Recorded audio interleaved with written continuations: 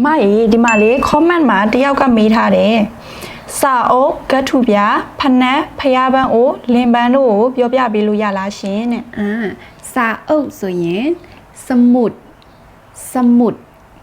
ကတ်ထူပြဆိုရင်ရောကတ်ထူပြကိုลังกระดาษဖနက်รองเท้าဖျားပန်းအိုพยาบาลโอ้ได้เปลี่ยนอะไรส่วนยังแจกันหิ้งพระปางอูส่วนยังแจกันทุกคนเลยพยาเสียงก็จะรอหิ้งพระวะเนาะลมบ้านโอ้ถาดก็ตดีทาบีเปียวอ่ะไหมเนาะน่าสงแต่งก็ดาด้วยดอเด็กแต่งบ่เนาะถาดตะเกียลู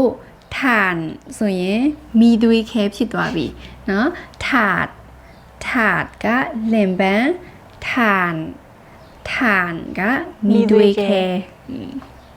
ဒီစာအုပ်လေးမှာယူတာနဲ့ထိုင်းစကားကိုအခြေခံနေစပြီးတော့ရေးသက်ဖတ်သက်ပြောတတ်သည့်အထိသင်ယူနိုင်မှာဖြစ်ပြီးတော့အပတ်စဉ်တိုင်း group ထဲမှာ Zoom class လည်းရှိသေးတယ်เนาะ